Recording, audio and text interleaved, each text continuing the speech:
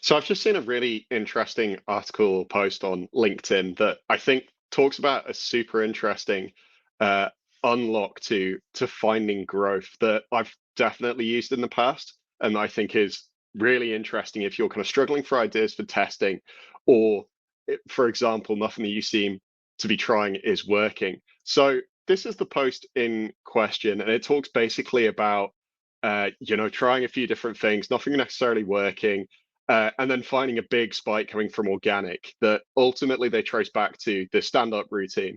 And this is super interesting. I don't know exactly what lessons they learned from it were, but I would imagine it's the messages that they shared. What were the things that proved irresistible to their target audience, the right messaging that hit them. I think it also tells a lot, probably about the channel and the format. The power of influence, or the power of UGC across the board. Obviously, I don't know exactly what it was, but what it reminds me of, and why I think this is such a useful route to growth, uh, regardless, is how you can use these organic spikes as a really rich vein to finding testing.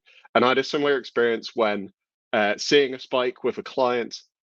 Ultimately, we traced it back to a mention on this podcast, the Pivot podcast, uh, of that time where they spoke some really good things about the clients in question, and we saw a big uptick in conversions from it. Now, obviously, this gave us a lot of different material, and it really was worth digging into why exactly we saw that spike come into play.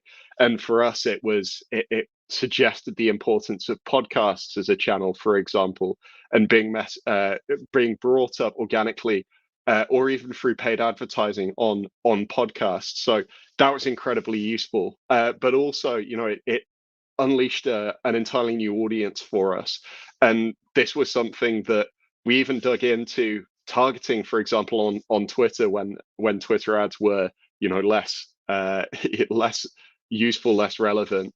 And for example, targeting lookalikes of the two hosts of this podcast, and we saw really great success from the back of that. So it's even just piggybacking on where we've had a mention, and obviously we know that people who follow these people on Twitter are also likely to subscribe to their podcast.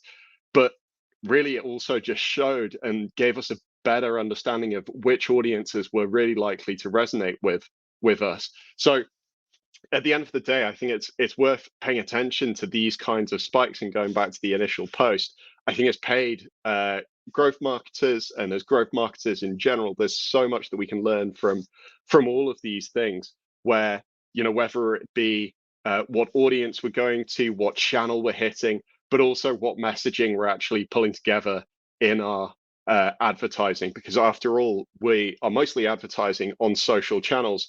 We want our messaging to match what is working organically across the board.